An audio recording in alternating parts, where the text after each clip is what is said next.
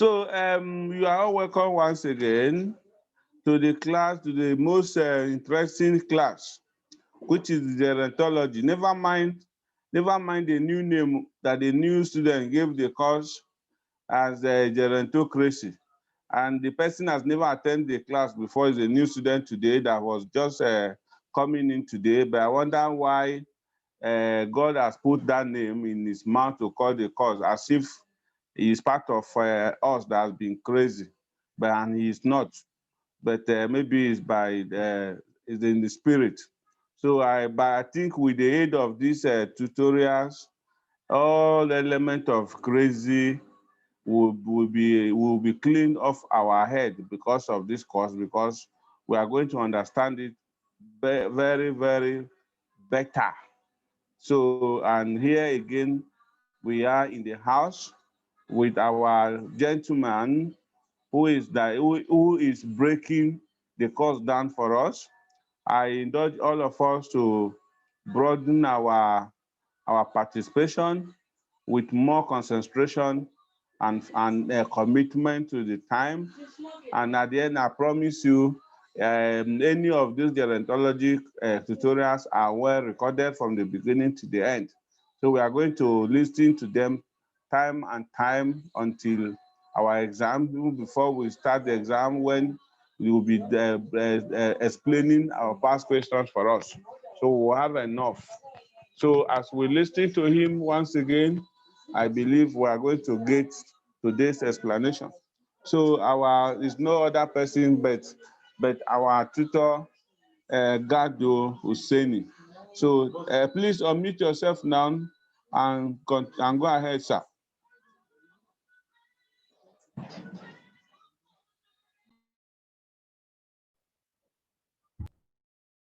Okay, Mayor, sorry, I'm calling you Mayor. My able course rep, I want to plead with you. Please let me switch to my phone instead of my laptop. It's the battery is down, so let me switch to phone. That would be better for me. Please. You are free to switch to anything, as long as we can hear you and we'll get the content. Whatever you want to switch to, there's no problem. I will switch to your ceiling. It will be clearer. That end, so I've switched. Okay. So you can go ahead.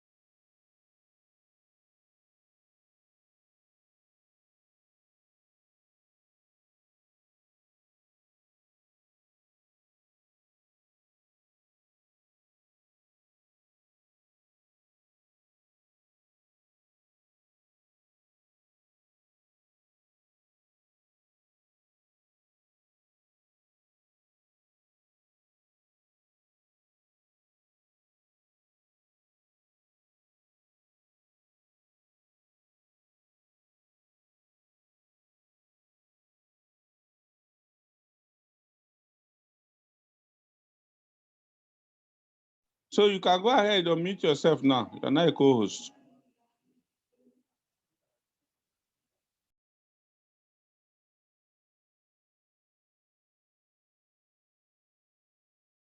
You mute yourself again.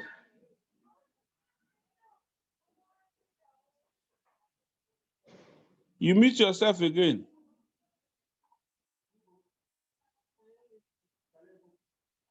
Oh, God, network.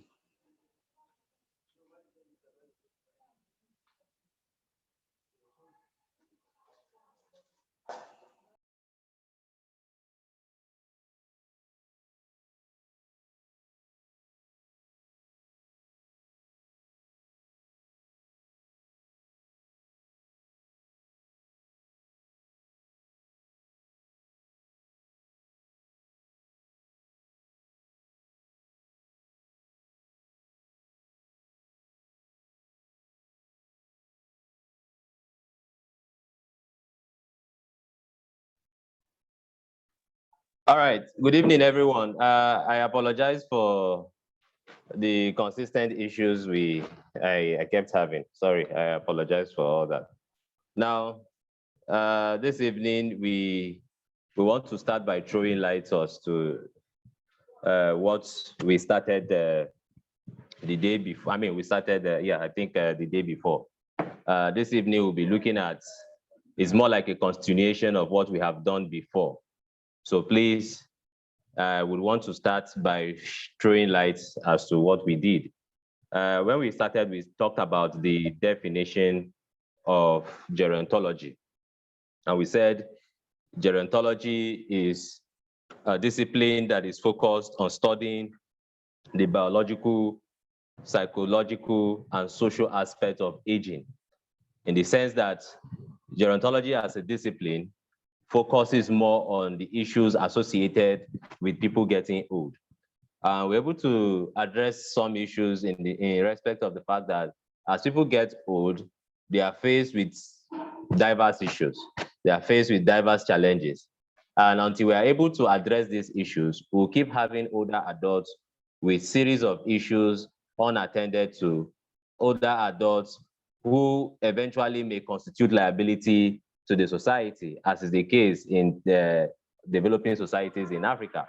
In developed societies of Europe and America, they have structures and institutions on ground that caters and address the issues of older adults. And that is why you find there's a social security system, there are institutionalized social support system. And there are also cases and issues and situations and policies that are aimed at addressing the plight of the people getting old. Having said that, we're able to look at some of the theories. We said there are three, basically there are two broad theories under this discipline that we'll be looking at for now, just for the sake of this semester. And possibly this is born out of the fact that it is a broad categorization of what Oscar did with us. And I think it's a continuation of what he is doing with you. And those broad categorization of the theories, as Oscar had provided earlier on, are the explanatory theories and the change theories. Explanatory theories and the change theories. Now, sorry, let me explanatory theories and the, sorry, let me quickly keep this. Explanatory theories and the change theory. Now, the explanatory theory are theory that seeks to explain why certain health issues or problem continue to pervade or continue to exist. And some of those theories under this broader theory is the health belief model or the health belief theory. We have the precautionary adoption theory.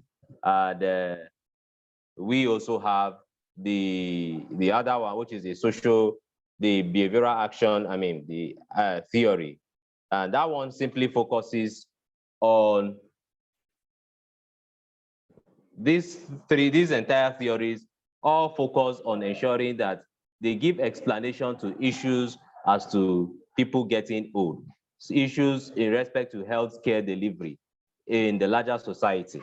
And this is why you have these theories all cut out. They all give explanation as to how people respond to certain health situation or health services, how people relate to certain, how people would behave when certain health policies are introduced.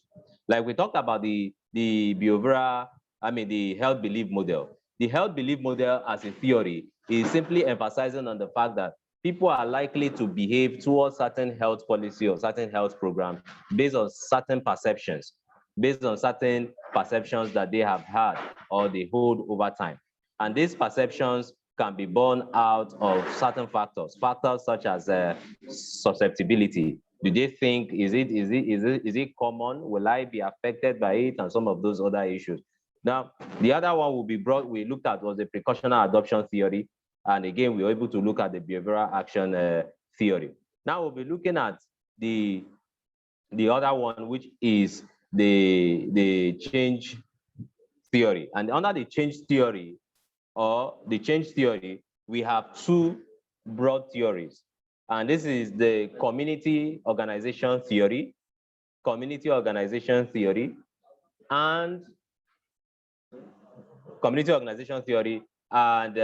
the diffusion of innovation theory. So far, we'll start by taking these theories. If anybody feels he or she has a question from what we did in time past, please, you can quickly ask, so I will attend to them, and then we proceed.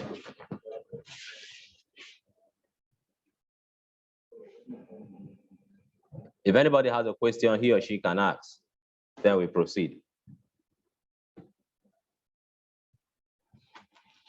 I want you to throw more light on this theory, the first theory, which is the change. There are some things that he highlighted at the course of the first theory that we finished last week. Like, okay, he said like factors that will activate willingness to change the mind of those with the belief model. Now he talk about cue to action, intervention strategies, promote awareness, and then like the sustainability, the severity, passive susceptibility, and severity, and some other ones that he listed. And maybe you can throw a little light on them before you proceed to. Then on the what you just mentioned now, on the precaution adoption theory, process model, PAPM. Now in his own outlining and explanation, the community level model and then the diffusion of innovation model was a separate theory, not categorized under the precaution adoption, like you said. So no, I said they come under precautionary. The change theory and the diffusion of innovation are theories under the change theory. Okay, they are theories under the change theories. Okay, but Oscar did not put them under the change theory. They stood on their own, like community level model, theories of social networks and social support, and then diffusion of innovation theory. So those are the theories that he has explained, and he did not categorize them under any of them. Okay, no problem. Now, I will want to explain, starting from some of the major issues, some of the major determinants of the health belief model. And those are the issues like you made mention of, the passive susceptibility. Passive susceptibility is one's perception. If we say people should go for vaccination, coronavirus vaccination, this is a health service or healthcare delivery service. And we are saying that in order for Nigerians to curtail the spread of the coronavirus, people should go for the vaccination. Now, passive susceptibility holds that people would therefore conceive that, coronavirus, I am not likely to contract the virus. That is why it is called passive susceptibility. People holding the perception that they are not likely to contact the virus, Hence, they do not see the need to go for such a vaccination. That is why it's called passive susceptibility.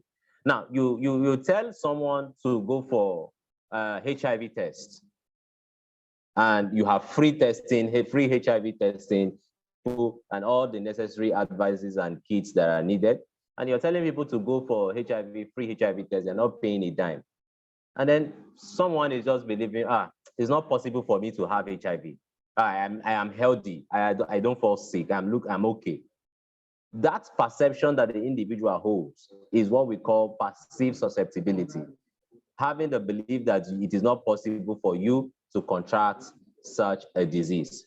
And your belief of not perceiving or not contracting such a disease can, to a larger extent, determine one's availability to such healthcare delivery. So if I perceive that I can't have HIV, so I do not see the need going for the test. If I perceive that I cannot contract coronavirus, you see why people will be apathetic towards wanting to go for the vaccination. That is what it means, passive susceptibility. Now, the other one is perceived severity. Perceived severity. It also determines, it is one of the factors under the health belief model. Perceived severity is of the view that, yes, somebody feels, okay, yes, I may have it. I may get the virus, but it will not do anything. I'm an African man. Just the perception, and then we just believe that as much as it is killing people, or it was so common and rampant in countries like China, in countries like India, Spain, etc. Nigerians may be of the view that even if there is coronavirus, it will not do anything. The common assumption is that we are with it. It's our sun, our weather. It cannot be as serious as it is. Even when the cases were reported on national televisions, people felt, no, people are not dying from coronavirus. It's maybe malaria, it may be hunger, it may be all sorts of things. So the perception that even if such a virus exists, and even if I contract the virus, it may not be as severe as it is in other climes. This also forms the belief that some persons may hold. And so this is what it means when it comes to issues of saying passive severity. Passive susceptibility is you not contracting it. Passive severity is that even if I contract it, it may not be as severe as it will be, as it should. So in the end, it will just be mild. So the other one is perceived benefit. Perceived benefit. Now, someone is looking at it that even if I go for this vaccination, what is the gain? What is the gain? Just the mere belief or that, no, I can't even get it. It's not possible for me to go. And even if I go for the vaccination, what will I get? Are they sharing money? To a greater extent, some persons, until we begin to now even say, okay, go for vaccination, and then you will be giving people 1,000, 5,000, that you see a whole lot of Nigerians going for it. Now, if there is no such a thing, people do not see benefit attached to the delivery of such service, they may not see the need to actually go for it. So that is why we call perceived benefits. The other one that comes again with it is the perceived barrier. Perceived barrier. Now, the perceived barrier has to do with situation where an individual will be saying, okay, yes, I need it, I want to take it, but how do I get that would want to give me the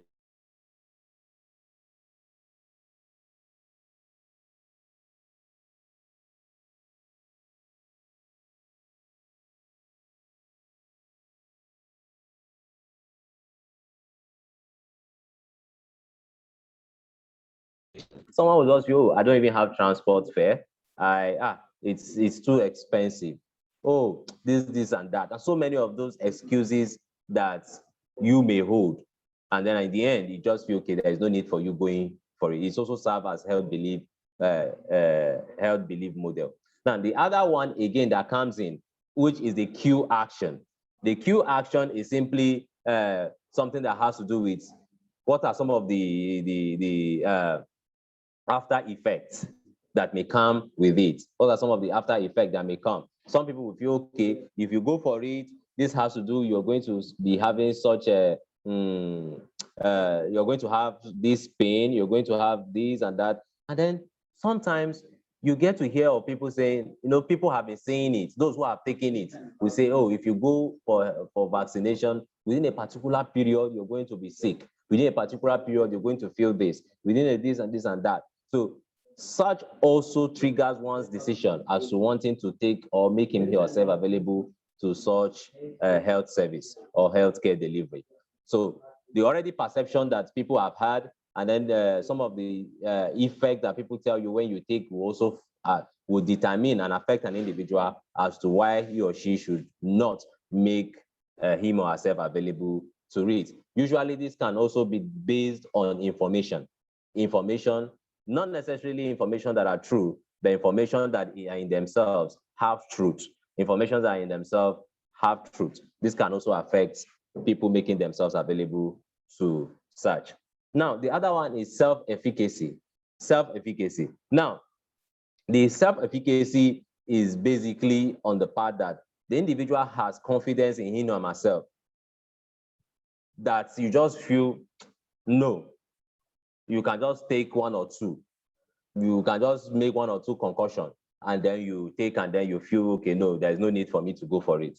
Now, when we had the issue of Ebola in Nigeria, and while it was killing persons in some other parts of Africa, Nigerians just woke up one morning and then started saying you can take salt, bath with salt, and all those things. To a greater extent, yes, we lost some persons and then in their number, but such people wanting to make themselves okay, saying no, I can just put up one or two concussions and there's no need for me to go for this. So these are also issues. So basically, these factors are the formative factor for the health belief model. And this is why certain people cannot make themselves available to certain healthcare delivery if they hold this perception. This is what it entails. I don't know if that is explanatory enough. Yes. You can proceed. You can go ahead. Okay. The other one we're going to look at, which today, now, there is something I think it is very important we look at, which is while we're talking about the precautionary adoption model, I made mention of 7 stages. 7 stages. But while we're talking about that 7 stages, there were some other ones that may eventually have come up. I mean, that we left out. Please let me look for somewhere to place my phone. It's my hands is paining me.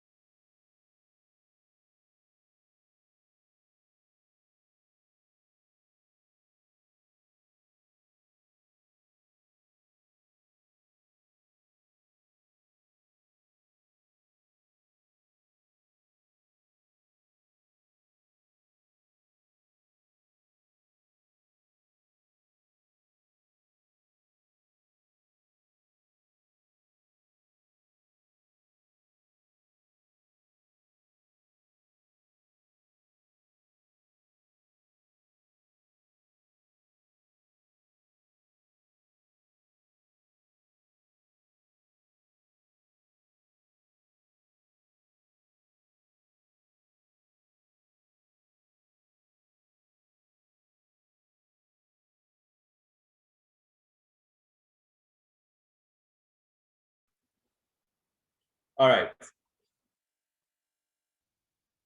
All right, we can continue now.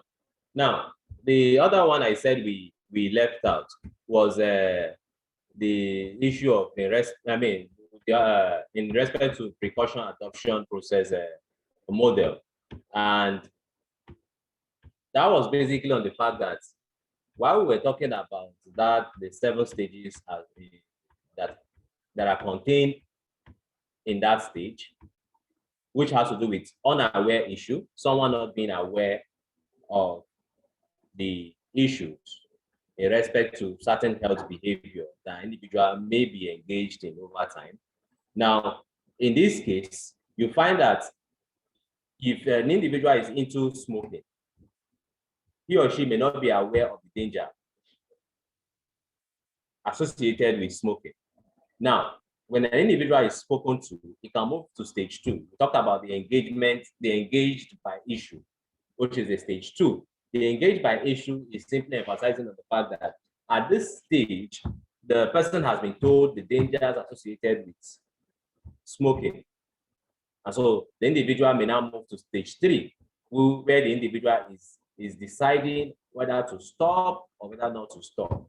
And we said at stage 3, you can decide to stop, which will jump you to stage 5, which is you deciding that, okay, at this point, I want to stop smoking. Then you now move to stage 6, which is at this stage, you are adopting processes and measures that will help you to stop smoking. So if you used to take 10 sticks of cigarettes in a day, the individual is trying now to cut down or at least stop. This can be for a period of 6 months or a year, as the case may be. Now at stage 7, the individual is deciding that, okay, finally, I have been able to go 1 year at a stretch without smoking. At this level, the individual has successfully disassociated himself from smoking. However, this stage can be stopped at stage 4. And at stage 4, you discover that the individual can decide not to stop.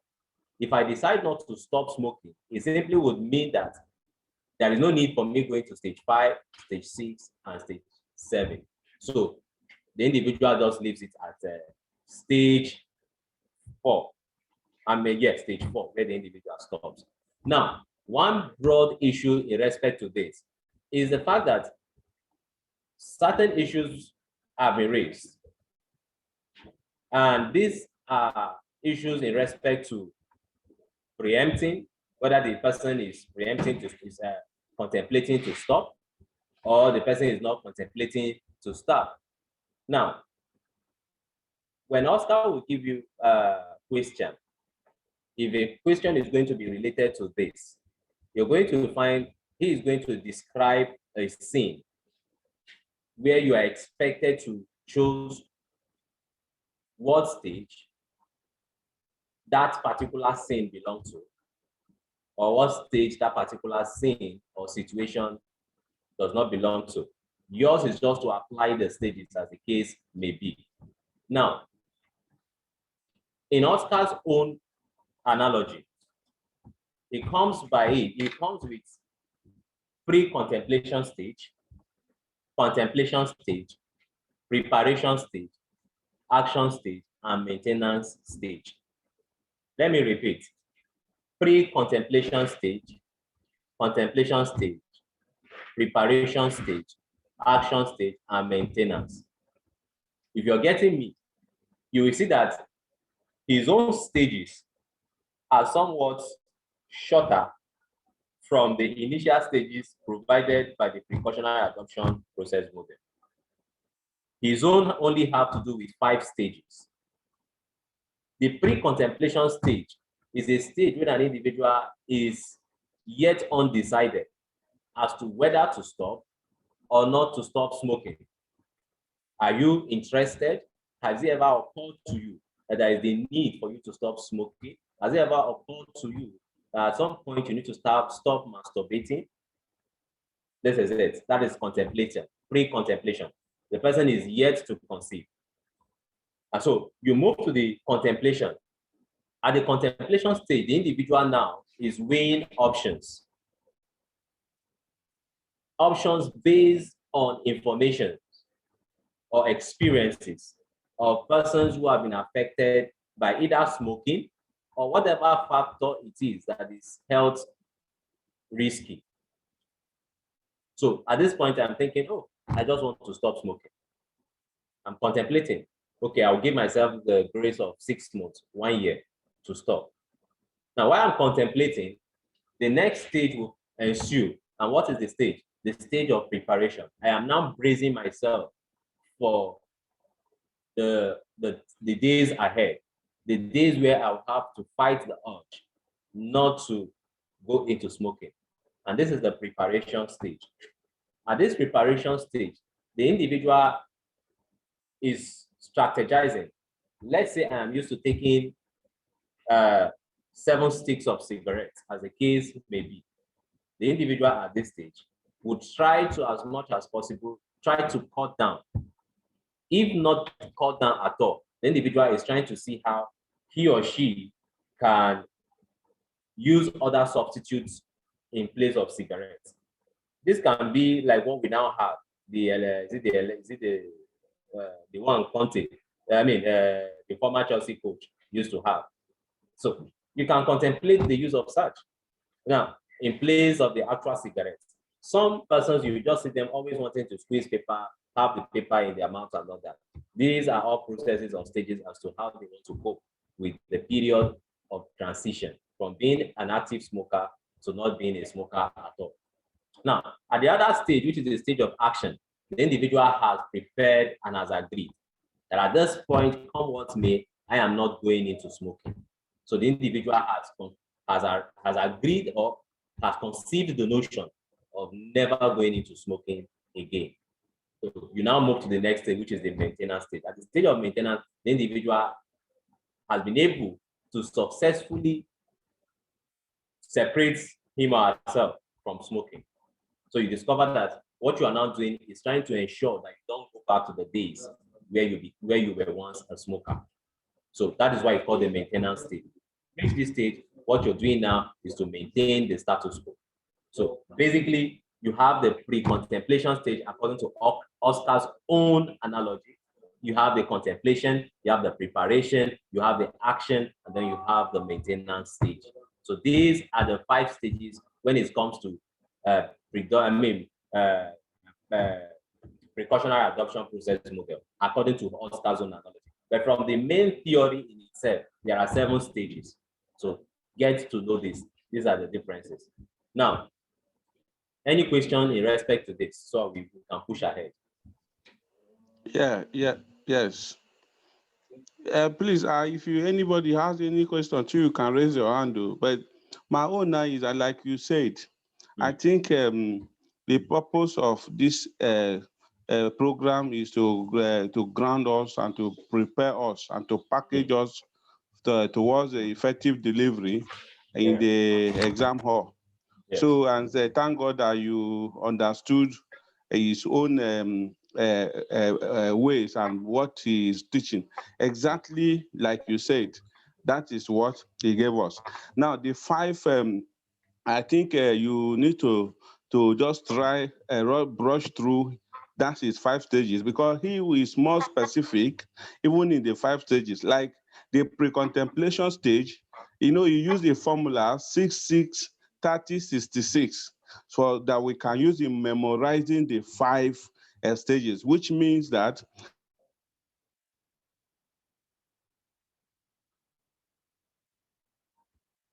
the contemplation stage, which means that in pre-contemplation stage, no intention to change actions. Like that smoker has no intention to change action within the next 6 months. That is the first 6.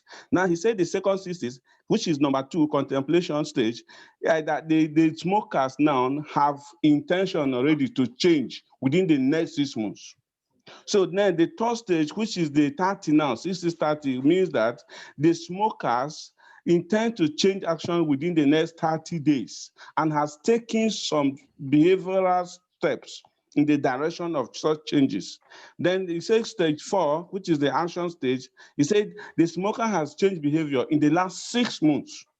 And then the last one, which is the maintenance, now means that the person has. So I think you can help us explain those his own stages, maybe so that we can get it clear instead of the 7, since we are building on the 5 that he gave us. Yes. Now, let me reaffirm, let me restate. The pre-contemplation, like the word pre, if you know that something is pre, it means that it is before conception. So basically, at this stage, the individual is living his or her life freely. He or she is still conceiving, is still going about smoking and all that. That is why it's called free. You are yet to assume, you are yet to be told, possibly you are yet to be told the consequences. And in the other analogy, or in the other stages, 7 stages, that is the stage of unengaged by issue. That is the stage of unengaged by issue. So at this stage, what you're looking at is the individual has not possibly yet been told of the consequences or effects of what he or she has been doing over time. So that's why it's called pre. Now, it may not necessarily be 6 months. It may be a year. It may be the period where you have just been living your life and then you have not come to the consciousness of ever wanting to change that such a pattern. So that is why it's called pre, not yet conceived, not yet thought of changing a particular lifestyle. Now, when it comes to the stage of contemplation, now you have been made aware. From the other 7 stages, this is a stage where the individual has now been engaged. The individual has been told the consequences and effects of the action he or she has been into. You have not been told that, okay, if you're smoking, see, this is what it does. So it causes a cancer of the lungs. It causes this, it causes that, and then the individual now has been told of the effect. So he or she is now thinking, or possibly the individual is now even being affected by the effects of the behavior he or she has been engaging over time. So he or she is now faced with the reality. You now say, oh, I need to stop. I'm spending too much money on buying cigarettes. I'm spending so much time. It's causing me this, it's causing me that, and then the individual is now thinking, now I have to think, I have to stop. I'm giving myself, some people can give themselves, themselves 5 days, some can be 1 month. Usually when we go into a new year, people have different new year resolutions. Sometimes this can be the person's new year resolution, that in the next, between now and the next 6 months, or this year as a whole, I don't want to do this. That is the stage of contemplation.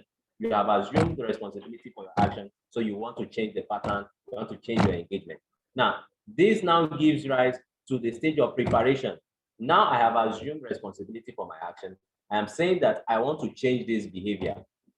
Now, that is why it is now the stage of preparation, that you have agreed. You are now saying that this behavior has consequence, and there's a need for me to change this behavior. That is what it means.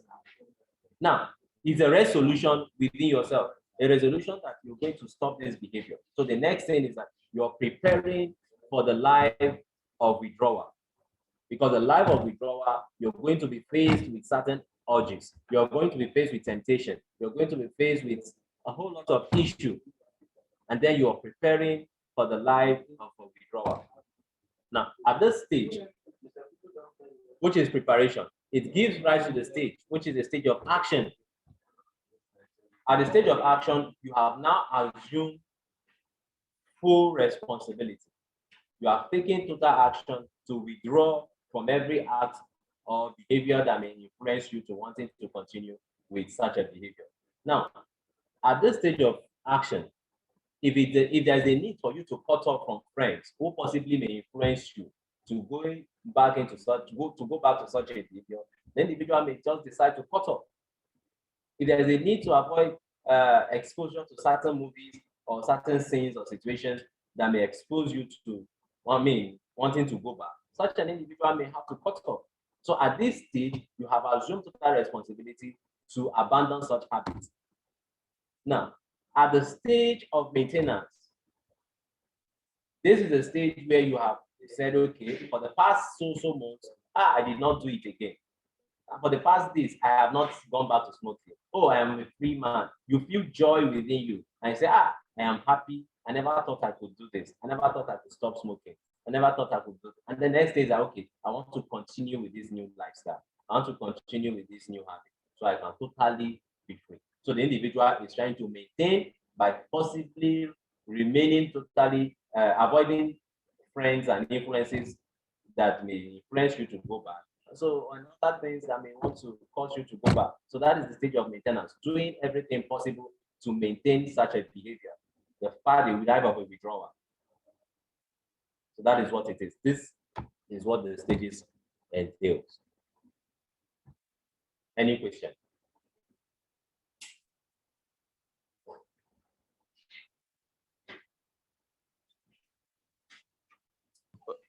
I know we have some two hands up.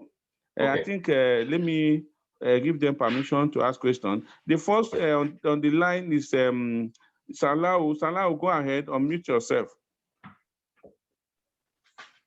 Okay, thank you. My first question is, when we are talking about gerontology here, and I remember in your first class with us, you let us understand that gerontology refers to the study of the older adults. Yes. And trying to know the challenges they face. But your lectures, consequently, and Dr. Oscar, people have been talking about deliveries of healthcare. Yes. Is gerontology only applicable to healthcare delivery? That's number one question.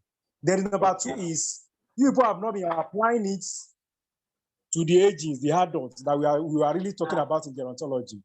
That's what I'm not too clear about. Thank you. Thank you. All right. I will have to take that. Yeah, I understand. Sorry, we cannot talk about age specific and not related to the general issues. Now, about healthcare, particularly, sorry, this is the pattern at which Oscar have possibly exposed us to. And even though, and I'm telling you on the basis that in case he is asked, you get to ask his question. Oscar is the kind of person that requires that always expects that if he gives you a question, please just go direct to it. If he's not asking you to relate to the older adult or to relate to this and that, you don't need to. So you just need to go straight. And that is why I'm taking it in that light. Now, in respect to whether it is only about healthcare delivery, no, it is not only about healthcare delivery. And possibly when you go further, that is possibly one of the evils of the short semester that you have, because on the long run, there are a whole lot of topics that this gerontology is all about. You're going to talk about pension. You're going to talk about social support. You have to look at social security system as obtainable in America and as obtainable in other clients. Do we have such a system in the ground? What are some of the issues affecting healthcare delivery in Nigeria, in particular to the older adults? And possibly your term papers. If you have started your term papers, he always wants your term paper. He would want your term paper to be associated with older adults. Now, in light of this, we're only treating this because these are some of the issues that he would raise and possibly have raised. And so we want to follow such a pattern, even though ideally we're supposed to go look outside the box of just older. We're supposed to relate it to the older adult. You are correct. That this is how I feel he would want it. And that is why I'm trying to follow such suit. But it is not only about healthcare delivery. There are a whole lot of issues. The second semester, you're going to look at some of those other issues. But for now, these are some of the issues he would want to, the course is geared towards.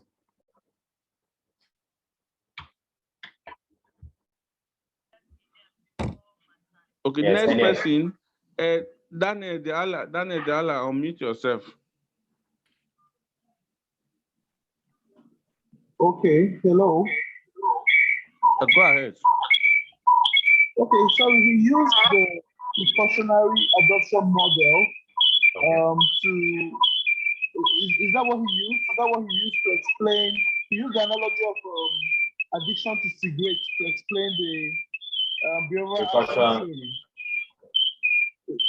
Hello? Your background is too noisy. Yes. Oh, sorry, I'm using two accounts. Let me just mute one. You can you hear me now? Reduce the volume one. Yes, yes. Okay. Okay. So I think if I'm getting you right, he used the analogy of addiction to cigarettes to explain the behavioral action theory. No, not behavioral action theory.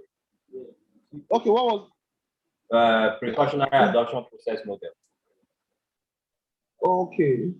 Yes. Okay. So, what other analogy can we use to understand this precautionary adoption model better, apart from addiction to cigarettes? Can we use it for in any other situation.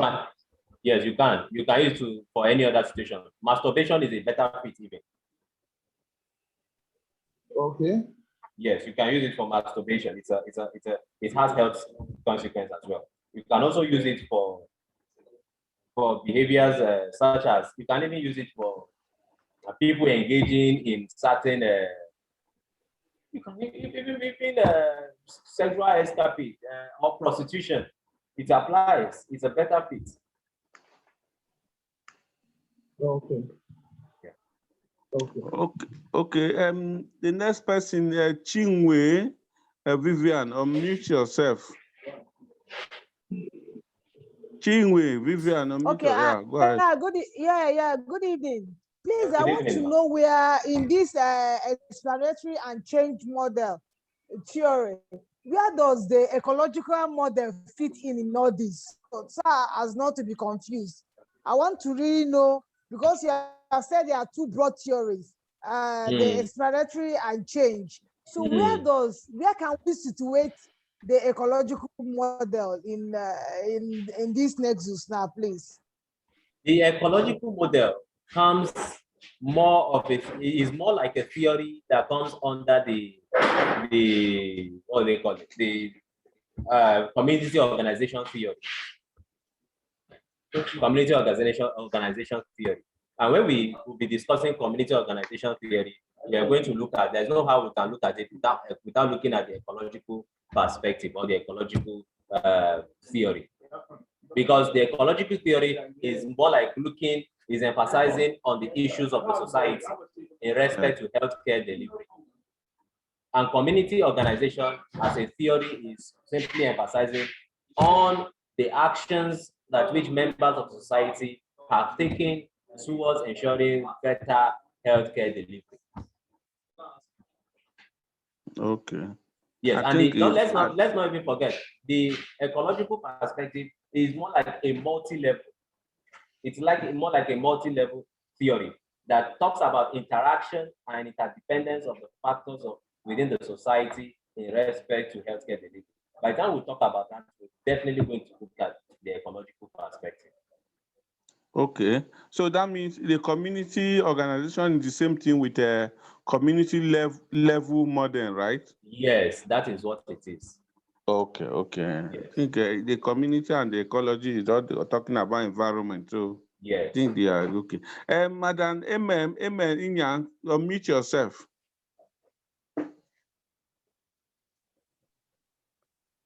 Hello, good evening. Yes, good evening, ma'am. Yes, sir. Please, my question is, though I actually want to take you out a little from what we are learning today, I would like to really know the theories in gerontology. Hi. Because from what I'm seeing, as if the theories in gerontology is different from the theories that we are having in sociology. Very true. Thank you so much. Yes. The theory in gerontology, and basically even in your presentation, I don't know if you have group presentation and you have individual presentation, but whichever one that you have, and in your discussion, you're going to need to apply theories that are related to your topic of discussion. And in sociology, generally, there are you cannot say theories that we know, but there are other theories at large. And gerontology is a discipline that comes more from the what do they call it? That comes more from the medical line and is being particularized in sociology in order to better address the issue and provide the needed understanding. So it is in the light of this that there are so many theories, and the theories are more or less related to theories that explain certain situations at a particular given time. So you cannot begin to, so that's why you have so many, like the health belief model. It is a theory for some people who are offering medical sociology, you can find it there. The theory of planned action, the other ecological theory and community action theory. So many of these theories, they all cut across as long as they are a better fit for explaining certain situations in respect to a particular topic. So that's what it is. We cannot point to just a few of particular topics.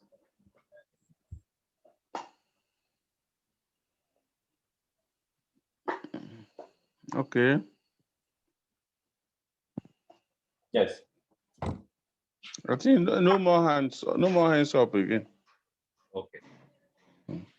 All right. In the absence of no more hand, we'll just take the diffusion innovation theory, so that when we meet, we can take because the community organization theory or the community level model is a theory that on its own is we need to look at. We're going to delve into the ecological perspective. So we'll take the diffusion theory on the other hand. So, okay. Sorry, sir. Yes. Somebody that has been thinking since decided to raise hand again. I don't know why is the hand coming now again. But later, please unmute yourself and go ahead. Okay, good evening, all. I don't know, my question may be a bit off because probably you would have talked about it before, but I know I haven't heard it before. So the question is, if you can throw more light on this community organization or level theory, the health belief theory and plan action, just so something brief, so I'll have an idea about it. Thank you. Okay. Well, we have not started any of, we've not discussed the community level theory. We are just still talking about the other one under the explanatory theory. But we'll try to look at let me start again with the health belief model. The health belief model is a theory that seeks to explain. In fact, it is a theory that draws, in fact, that is said to have originated more from psychology. So it is a theory that is centered on explaining people's response to healthcare delivery. It is a theory that seeks to explain why people will respond to certain healthcare services or why they would choose not to respond. Why would they make themselves available to taking or receiving certain healthcare services, healthcare services? We discover that the theory is simply emphasizing that over the years, there have been instances where certain healthcare models or certain healthcare policies would be put in place. And people would choose not to make themselves available to the healthcare services, regardless of the intention, how good the intentions may be. And the theory is said to have developed in the 1950s. And the essence of it was just to ascertain why would people not want to take this thing? Why would people not want to make themselves available for vaccination? Why would people not want to take what do they call it, contraceptive, and all the other issues that comes along with it? So this is why the theory is out. And like the concept, health belief model. What are the beliefs? What are the perceptions people hold about certain health programs or health policies? It is in the light of this that the theory has emerged. Basic factors, 6 basic factors broadly, 6 broad factors that can shape one's belief towards a particular health program. 6 basic factors. And what are those factors? We talked about the perceived susceptibility earlier on. We said the perceived susceptibility is emphasizing that an individual may not want to make him or herself available to healthcare service because I believe I don't stand the risk. Or, passive susceptibility is one's belief that, okay, I may get this disease, so let me go and take it. Listen, passive susceptibility is one's belief. It is the opposite of the last one, which is self-efficacy. That we have coronavirus, and we're telling people to go and take coronavirus vaccine. People can only make themselves available to taking coronavirus vaccine if they believe or they hold the belief that, if I take this, if I don't take it, I will get the coronavirus. Why are people taking coronavirus vaccine in Europe far more than they're taking in other countries? Let's not even look at the issue of availability of the vaccine. People are rushing to take because they believe that if I don't take it, there's a likelihood I can get this virus. I may contract the virus. And in the end, what happens? So perceived susceptibility is when an individual believes that he or she runs the risk of being infected. That is why it's called perceived susceptibility, being vulnerable to being contracting the virus. So when people believe that you are vulnerable to contracting the virus, then there is a likelihood of people going for the vaccine. Perceived severity. Perceived severity. Perceived severity, on the other hand, is simply emphasizing that when people believe that even if I get the virus, there is no way it can be serious, so there is no need. It will just be mild, and then the next thing it will go. Nigerians have held the belief over time that we have had coronavirus, and then it doesn't just some of these people who fall sick, malaria, all this, and within a period, people felt no, it was coronavirus. They see it is not even serious. So what's the essence to just come and go? So if people believe that if I contract it, I'm likely to suffer adversely from this disease, then they will be prone to make themselves available to taking the vaccine.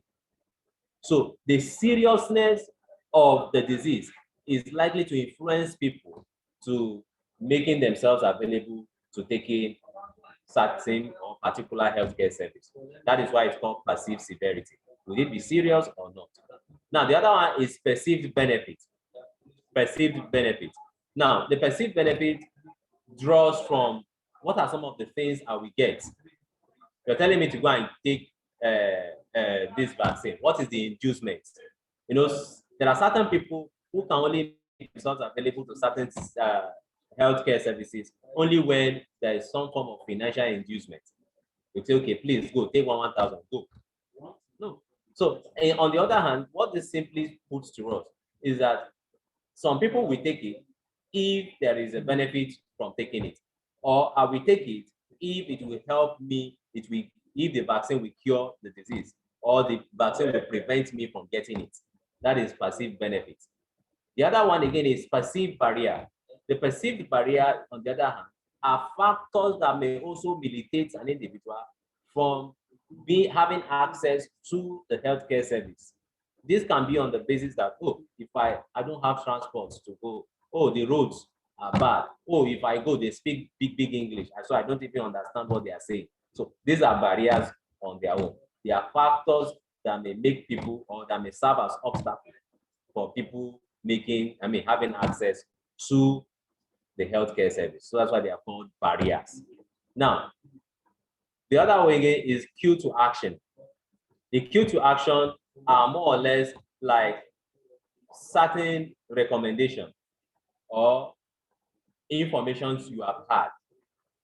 Using coronavirus vaccination as a point of reference again, some people have refused to go for the vaccination because there are some level of information, whether right, truly or not.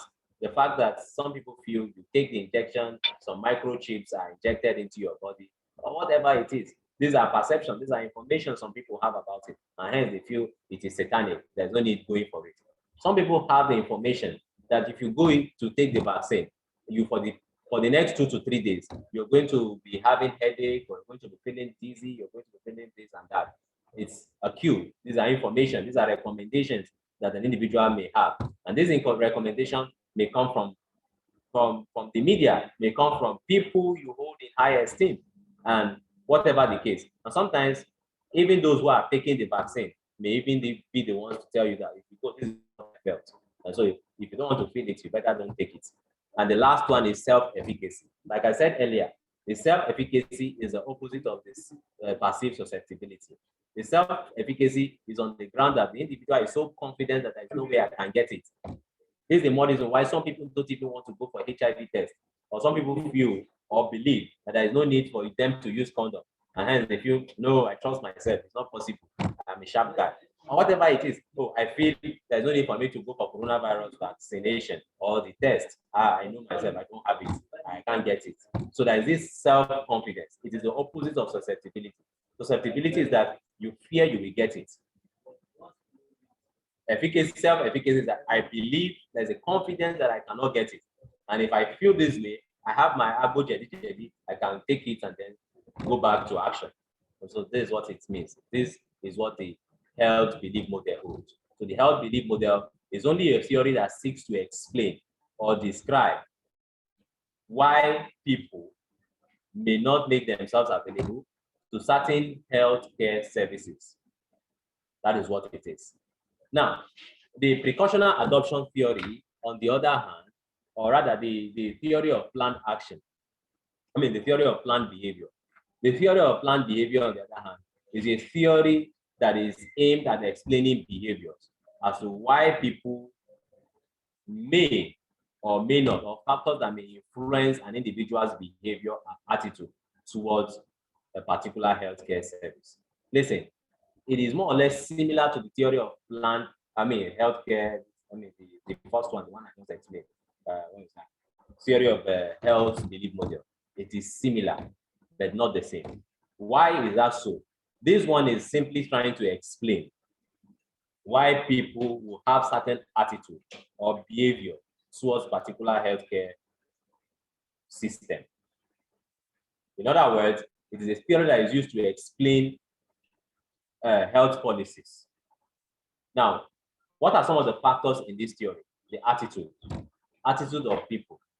And when we're talking the other day, we looked at we also looked at the subjective and normative norms. So I can't recall now.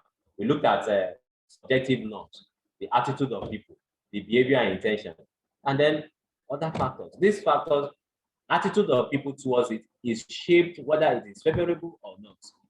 If I go for it, I don't have favorable disposition towards injection. Some people prefer drugs or pills than they will prefer injection. It's a deliberate action. So if you tell them to go for injection, they will outrightly refuse it because of the disposition they have towards it. If you tell certain people in certain region or certain parts of this country to take contraceptive, there is a negative perception towards it. It's a deliberate thing that the people will act. The behavior is not something that is impromptu. It is a behavior that is planned over time.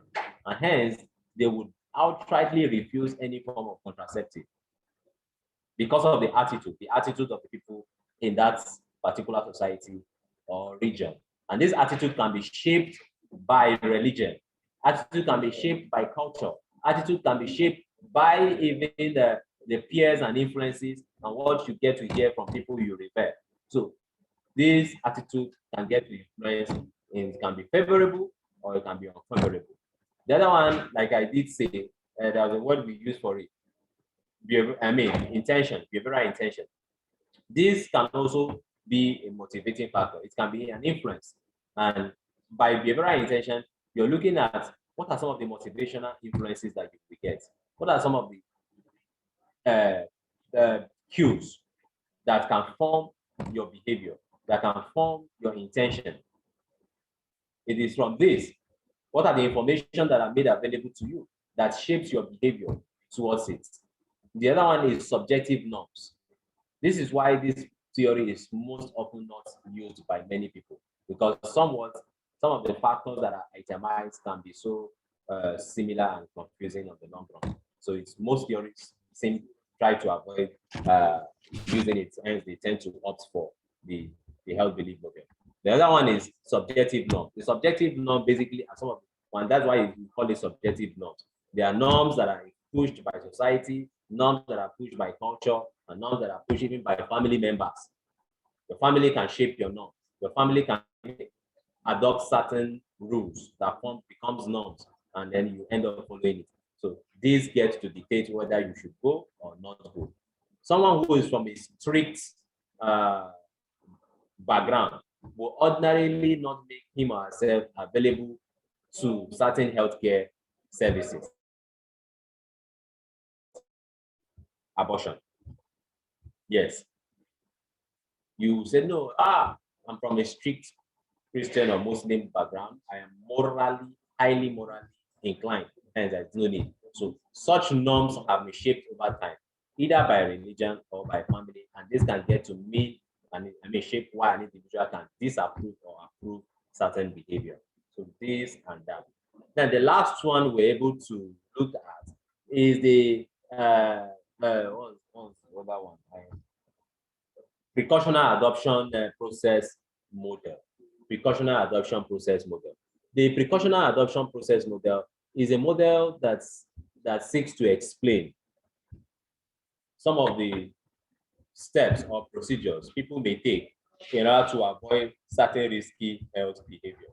The influences of certain issues, how people may perceive certain behavior, and the processes they may get to adopt in order to avoid such behavior. And that is why reference is always made to cigarettes and all the other risky behaviors.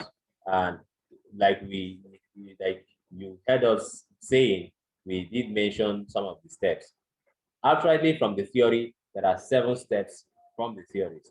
But in respect to Oscar's own specification, there are basically 5 steps. And what are those steps? We have the pre-contemplation stage, the contemplation stage, the preparation stage, the action stage, and then the maintenance stage. Whatever the case, at each of these stages, people get to make this, the individual have to make decision from step 1 down to step 5.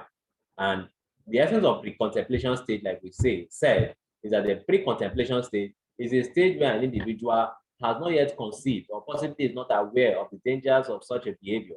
Hence, the individual has not conceived the need to avoid such a risky behavior. The other one, which is the contemplation stage, is a stage when the individual has now possibly been made aware of the effects, or has even experienced the effects, and so there's the need for the individual now to think whether or not to stop such a behavior. But generally, the individual is now thinking about stopping the behavior. So that is the contemplation stage. Then while the individual is contemplating, he now moves to the stage of preparation. At the stage of preparation, the individual has now taken responsibility to say, okay, I am going to stop. But these are the steps, these are the things I need to do, these are the things I need to avoid. Now, which is the next one is the action stage. The action stage is in the stage where the individual totally cuts off from whatever behavior that it is that is negative to his or her health. So he or she has avoided it. Now, the stage of maintenance is a stage where the individual now decides to say, okay, totally, I am free from this act, I'm free from this behavior, so I want to maintain this behavior and avoid it. So whatever it is, I am not going back to it. That is what we have done so far. So the next one that we would have looked at would have now been the community action theory, and that it's obviously that we may not take it today. Yes. So there are hands up, and I think if we are okay. Yes. Thank you so much. Like you have said, the fresh one can be the next class. So we have some hands up. Godwin Onoja, go ahead and unmute yourself. Yes, good evening, sir. Good evening, sir. Your class has been very, very educating. My question is on the belief model. You know, the day Dr. Oscar was teaching us, he talked about some strategies on how to solve the problem of all the stages when it arises, what to do to address such issues. And in the course of your teaching, I've yet to hear anything as relating to that. Okay, stages, what you will do in respect to each stage. Yes, strategies. Yes, strategies on what was it now? This you're talking about the health belief model. Yes, sir. Yes. I think what he's saying is the strategies, that is with the willingness to change the mind. The strategies is embedded in those 5 stages now, just like from the pre-contemplation. What so can he was referring, I thought he was mentioning the health belief model. He said the health belief model. I don't think he's referring to. Let's not get it wrong. The health belief model is different from the precautionary adoption model. It is the precautionary adoption model that is talking about pre-contemplation, contemplation, and all those ones. It is the health belief model that talks No, it's about the health. passive susceptibility, passive severity. Yes. So which one are you referring Yes, to? sir. The strategies on the That's health what I'm belief talking about. It's model. the health. Yes, the strategies Yes. is on the health belief model, like the severity to what, then the then how can you build the hope on the people to either do the Make them positive go on contact any of us. the levels. That is the strategies that he thought that Godwin is referring to. Okay. I think if you have heard, if we have talked about this, we said like this perceived susceptibility, the individual is likely to take certain healthcare service if he believes that he is susceptible, he can get it, he can contract it. That is perceived susceptibility. So I know that, okay, because at old age you become vulnerable to certain illness or certain disease. So you know that at this stage, at this age, you are susceptible to contracting this virus. That is why even when the corona issue came up, those that is it the younger one and the older adult, and the older adult particularly. And so you discover that in developed society, targets were given, in fact, the concentration was more on the older adult taking the vaccine because they are most susceptible to contracting the virus.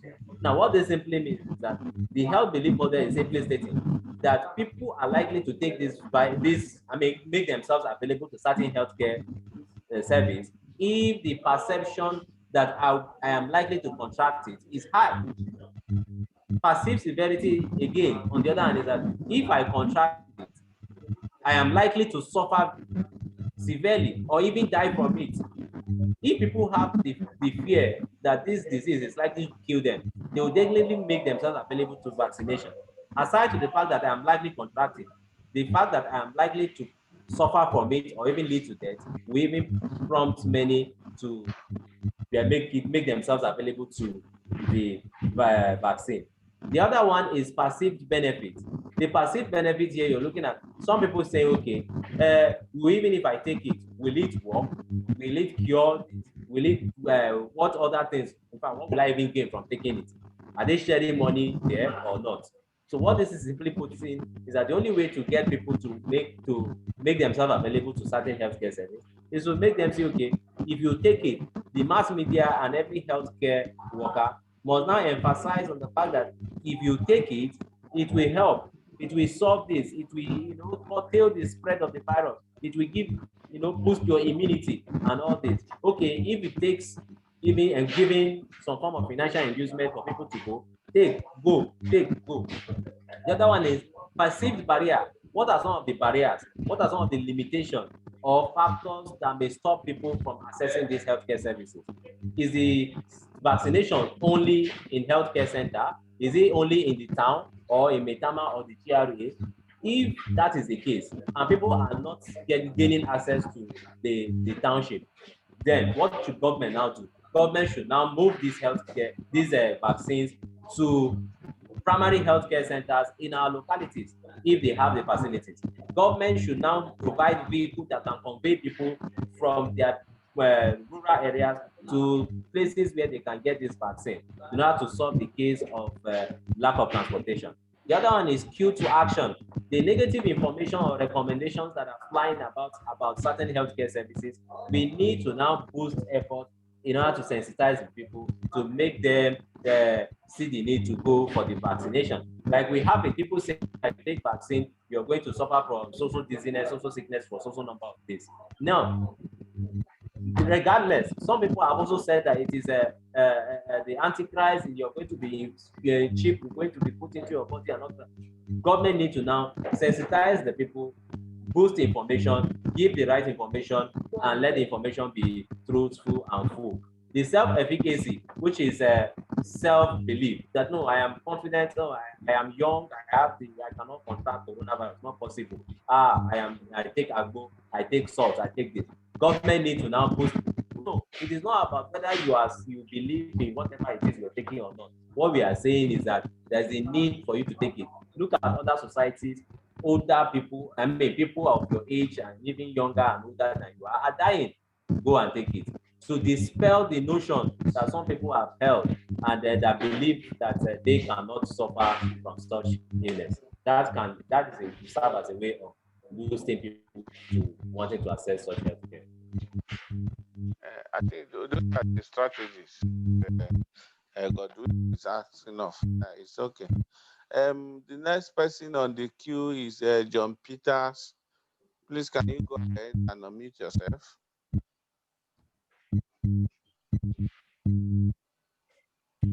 Hello, can you hear me? I can hear you, Jeppe.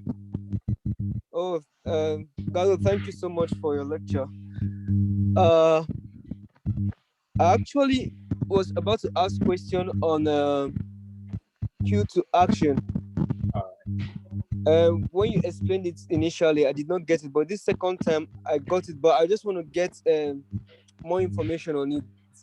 It's looking to me, it seems like a vice versa thing. Whether the information you get is a wrong information, it may prevent you from getting the vaccination.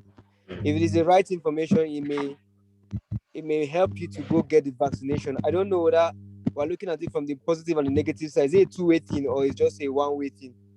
Yes, it is. It is a two-way thing. That's why it's a cue to action.